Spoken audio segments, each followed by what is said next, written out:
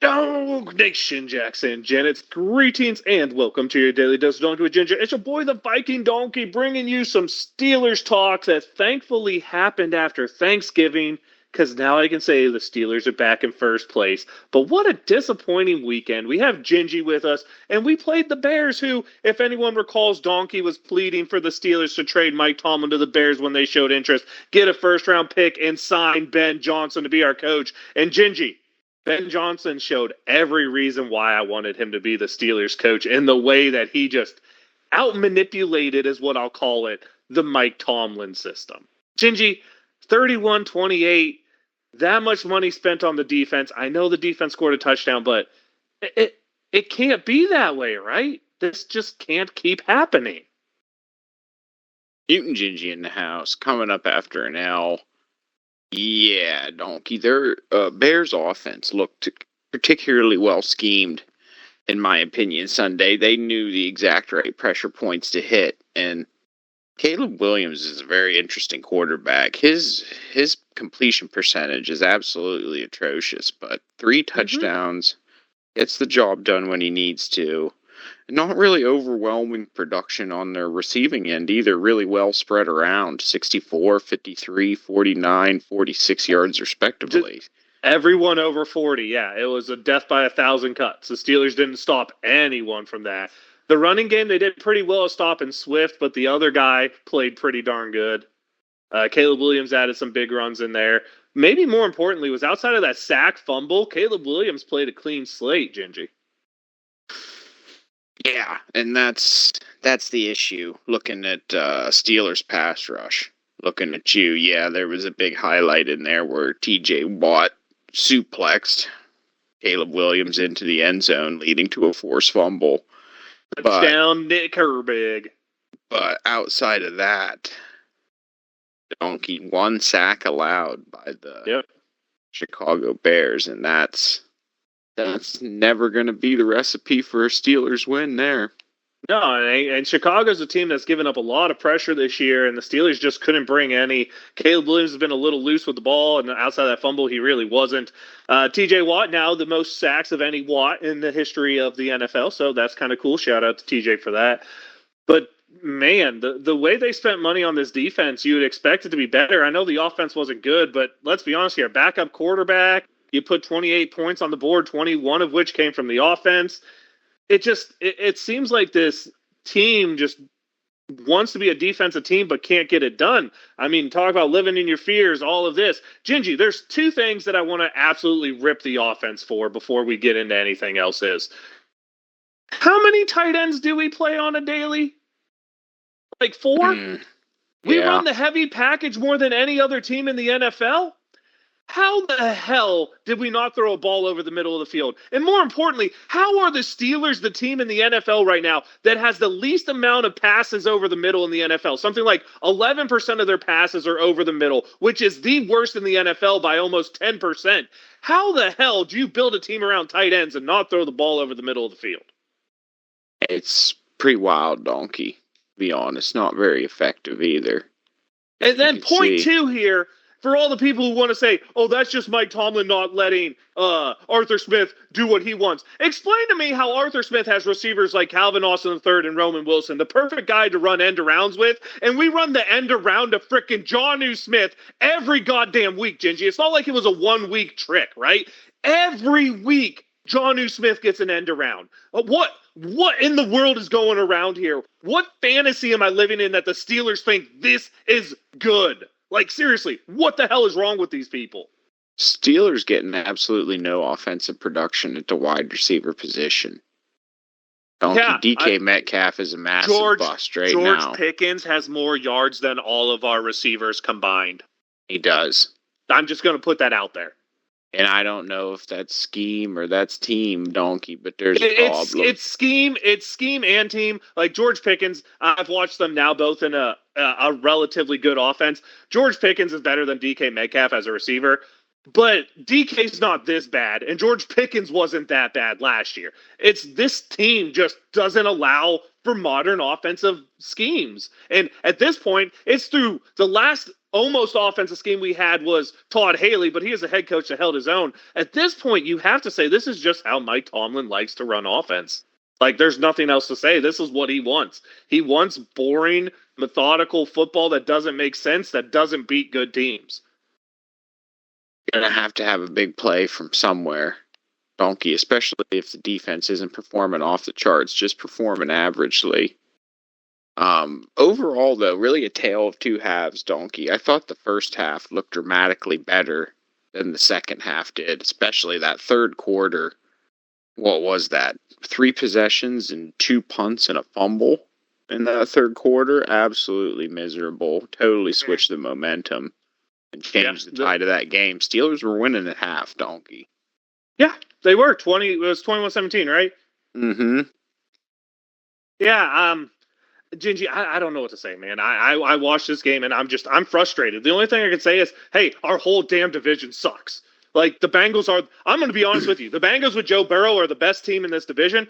Luckily, they played most of the season without Joe Burrow. So, we have that going for us. The Ravens look terrible because Lamar thinks he's a quarterback that should be a pass-first quarterback when that's clearly not Lamar Jackson. But yeah, well, that always happens when Lamar puts himself in that role or when the Ravens put him in that role. The Ravens have put him into that role, and I don't understand it. I don't get it. It is what it is. At least it puts us in a decent spot to make the playoffs, but I'm not sure I want to see a playoff game the way this team is performing. Like, it's a Gingy, I don't know what to say, man. You know what makes me so mad about this is, remember when I said, man, we're going to be wishing we had traded Tomlin and got Ben Johnson? Like, I didn't expect it to be instantaneous. Look at what the Bears turnaround looks like and look at what happened to the Steelers. But, geez, man, could it have been more instantaneous? Yeah, it's crazy, right, Donkey? No, I hear you. I understand why.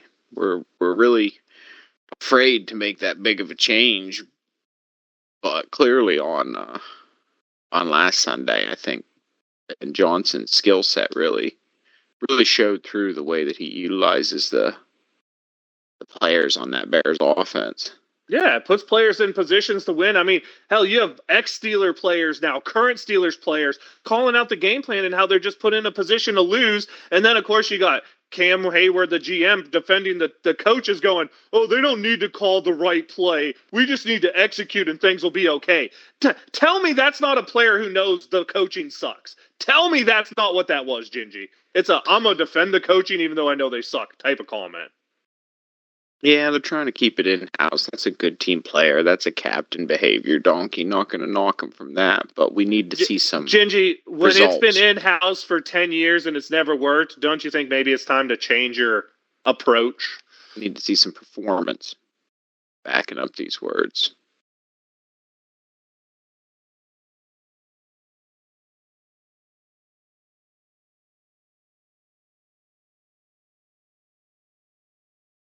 Yeah, Gingy, I don't know what to say about this game. I don't know if you want to talk about the fake tush push that got like 90% of what our rushing yards were. I don't know how you want to talk about it, but... And I wish I saw some more of that from Arthur Smith. You know what I mean? That misdirection, that it isn't all about execution. Sometimes it's about a little bit of deception. Yeah. And I like seeing that come through. That worked. And it's caught the other team off guard for sure. Mm-hmm. Yeah, Kenneth Gainwell was a little bit faster, he would have had the angle there. It was a fine play. I mean, we start the game off with an interception, and then Mike Tomlin absolutely says no more chances. No more. But it wasn't even a chance. It was just one of our typical 50-50 balls down the sideline that got intercepted, because I'm going to be honest with you, and I'm getting sick of this, man. DK Metcalf sucks on 50-50 balls. I don't care what anyone says. I know he makes big plays. I know he's a good player. But, dude, that dude has no fight when the ball's in front of him. He just lets the DBs go up and make plays. He doesn't fight at the point of attack, man. He reminds me a lot in the way he attacks the football of who's the dude we had? Chase Claypool, man. Watching him reminds me so much of Chase Claypool. This big, imposing figure that just doesn't fight for the football. I saw it in Seattle. I saw it here in Pittsburgh. We need more out of him. We need him to be more than what I think he is, and I think that's a problem. For what salary is, Donkey? Have to see more production. Tell me if you didn't have hindsight that you would do what you could to keep George Pickens and not make the DK Metcalf trade if we only got to keep one of them. Boy, oh boy. I mean, because I loved the DK Metcalf trade when I thought we were going to keep George Pickens and actually have a functional offense. But Gingy, we didn't have a functional offense last year because we only had one receiver. So we trade for a receiver and then trade away the other receiver, man. I know I'm absolutely hating on the coaching here. I hate the way this thing's going. I still think we have a really good chance to win this division. But, dude, Omar Khan doesn't get enough shit talked on him, dude. You traded for DK Metcalf, who looks worse than George Pickens. You gave up more to get him and then paid him an extreme amount of money. You bring in big players like Darius Slay. You signed Thornhill to be your starting safety. Like, these are moves the GM made, and this team is absolutely paying the price for a GM who does not seem to understand NFL talent. Yeah, the whole team isn't really gelling as a unit on offense. Offense, on defense, on special teams. Like, where is this? Gingy, you look at this roster, and I know we're 6-5, but tell me what facet of football we're good at. We're not outstanding at it. Besides takeaways? I guess you could argue takeaways they're good at. That I'll give you that. They're good at takeaways, but they're bad at stopping the run. They're bad at stopping the pass. They're bad at passing the ball. They're bad at running the ball. Like, yeah, it's a lot of bads.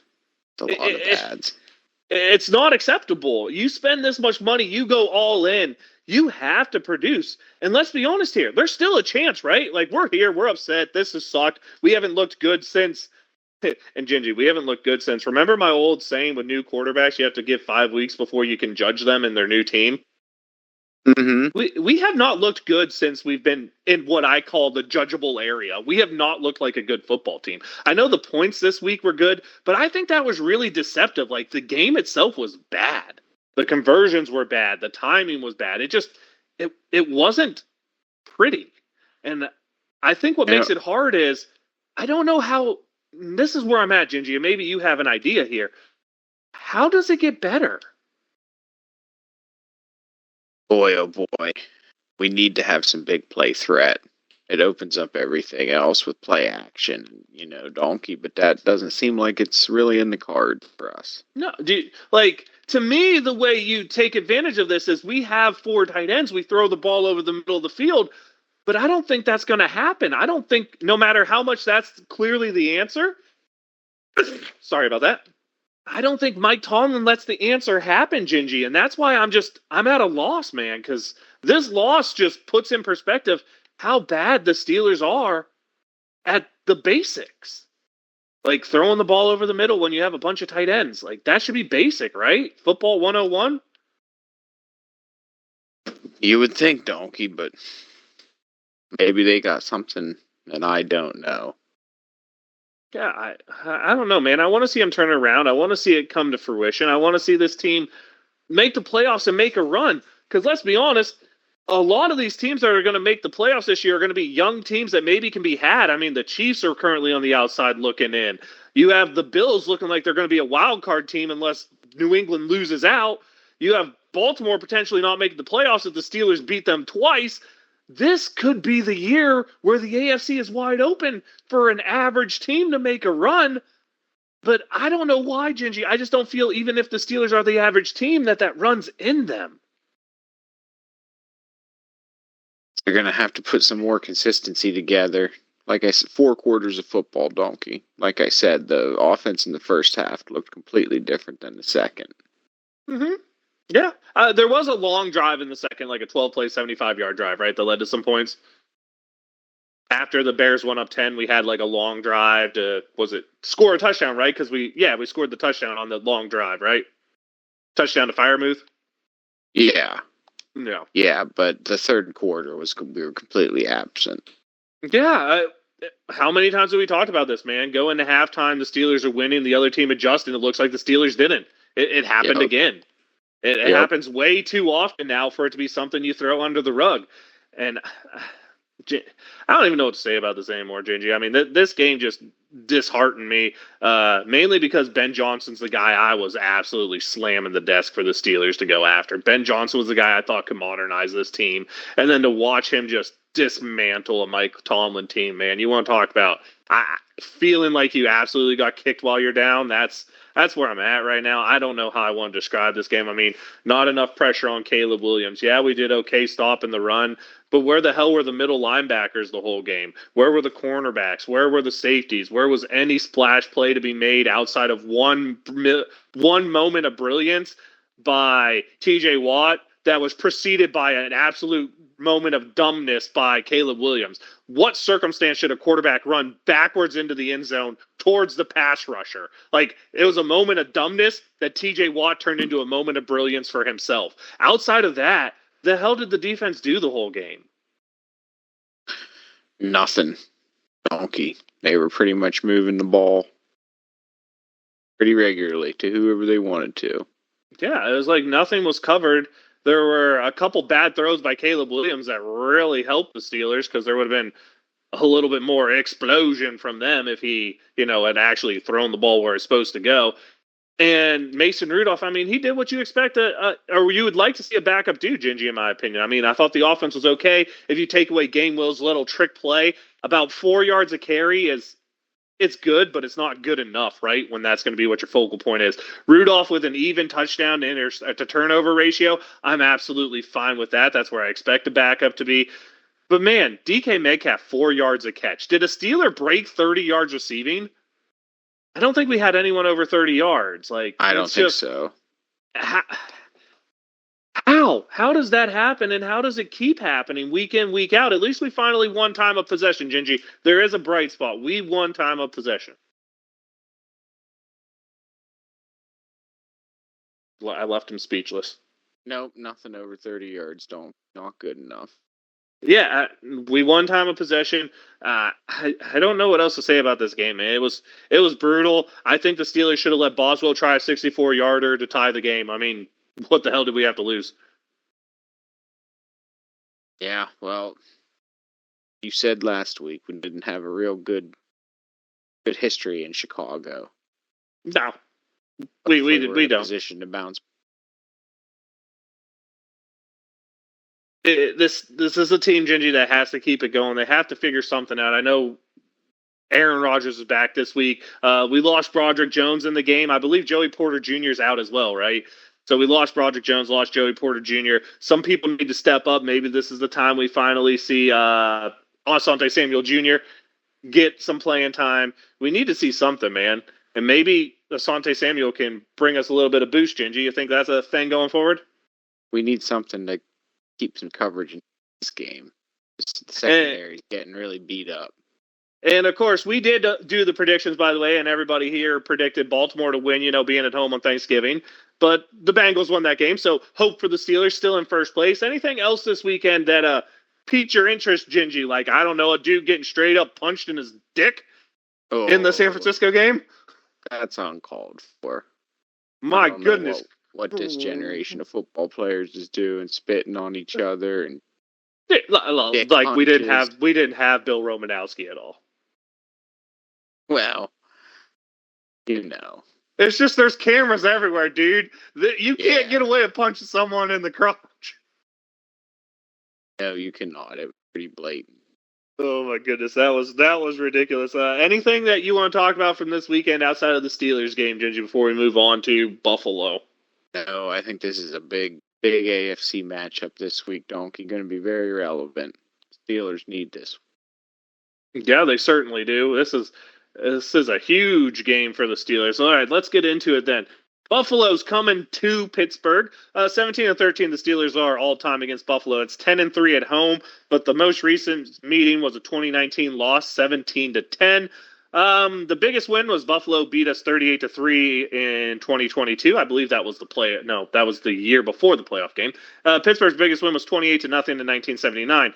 Longest streak, Pittsburgh won 6 in a row from 2001 to 16, and Buffalo's won 5 in a row from 1986 to 93. I believe that's when they were losing all of their Super Bowls.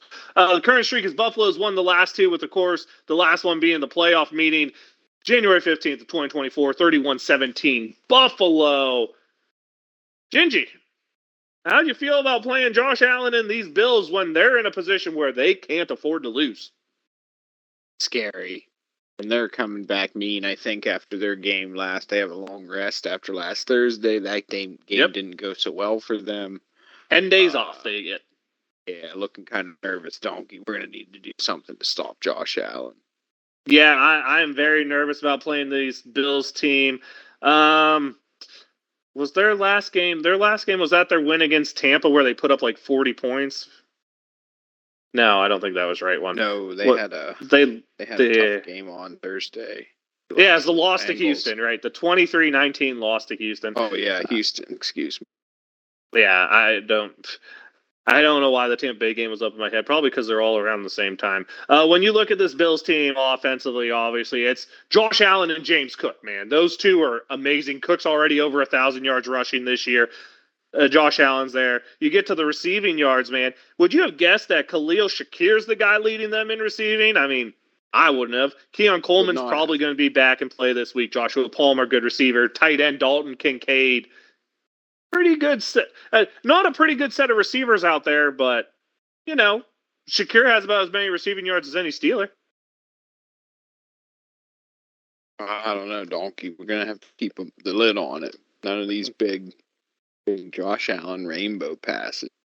Yeah, that's fair. When you look at them defensively, a guy like Cole Bishop leads them in interceptions. Sack-wise, they have a bunch of people who are good, not great this year, and that includes the like of a player who's been great in the past before. Of course, Joey Bosa, Greg Russo has 3 sacks, Daquan Jones, Ed Oliver, Espinosa, Bishop again. You know, he's a guy who can come down and bring it. They're a team that really has underperformed defensively with the names they have there.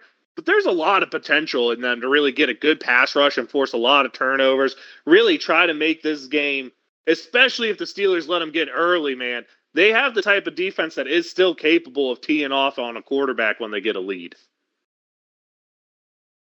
Can't let them get a lead, Donkey. That ain't going to work. No. And out there, they're punting the ball decently well. That's something we didn't talk about was probably Corliss Waitman having his worst game as a Steeler, man. His punting last week was, I won't say atrocious because we've seen Fat Punter have terrible days, but every one of his punts was a meh punt, you know, no good ones, no shanks, but no good ones. It was all just like a bunch of 30-yarders, 30 to 39-yarders repetitively. Just not good enough. Special teams is going to have to step up a little bit and play a little better this week, Gingy. Definitely not good enough. There was like a 33-yarder or something near the end of the game. Yeah. It wasn't pretty. Gingy, anything you want to talk about on the Bills before we get to cash or trash? Any players that are really the person you're looking towards stopping? Oh, boy. Like you said, James Cook, we did a good job of bottling up the Bears, Donkey.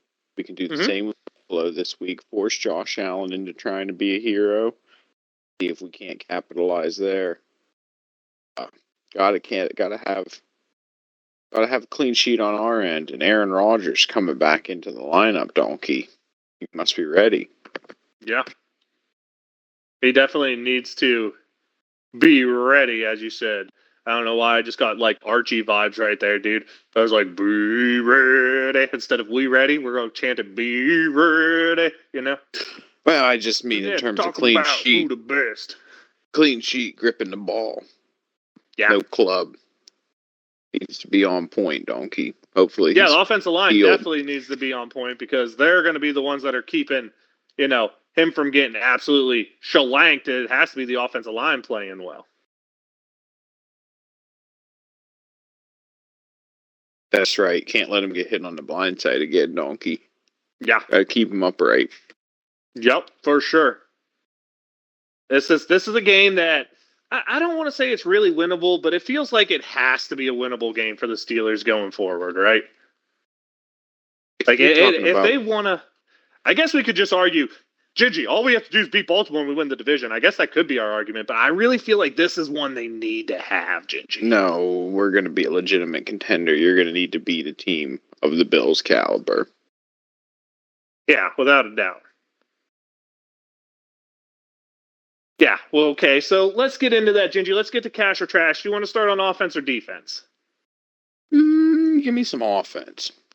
All right, offense. Aaron Rodgers comes back. Aaron Rodgers proves he is the answer. He has, let's call it, 300 yards in this game? Passing? Ooh. Cash or trash? Ooh, that wasn't the number I was looking for in my head for passing yards. I'd say 202 tuts, but not 3. Trash. 202 touchdowns. All right, well, let's go there. Gingy, Aaron Rodgers throws 2 touchdowns. Cash or trash? You'd better believe it, Donkey. Cash it in. All He's right, going to find the end zone. I like that. I'd like him to find the end zone. Can't say that I'm against that. All right, we're going to run the ball. We're going to run it effectively between the 2 running backs. 150 yards for the Steelers. Cash or trash? Cash that in, Donkey. Those 2 are looking pretty good right now. I did see something last week. There was some production from Warren and Gainwell. I like that. Gingy, a receiver is going to break 80 yards. Cash or trash? Trash until proven otherwise. Wasn't even close last week.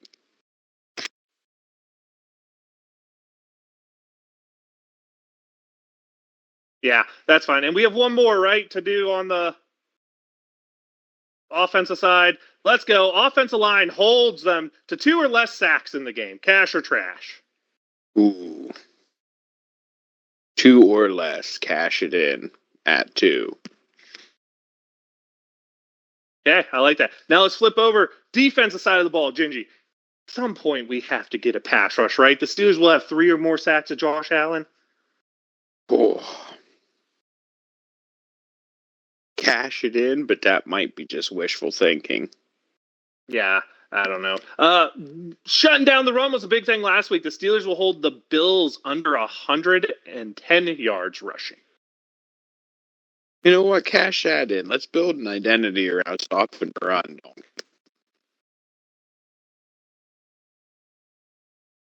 Yeah, I'd love that to be the case. So stopping the run. Let's continue on that. The Steelers do not give up a rushing touchdown to the Buffalo Bills. Cash or trash?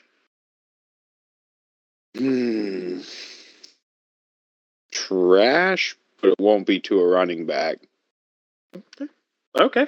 Do you think there'll be a little gadget play, huh? I think Josh Allen. Yeah. He's like a running back, yeah. So, fair enough there. Let's go. Gingy, splash plays are a thing that lead to the Steelers' wins or lead to their losses with a lack of.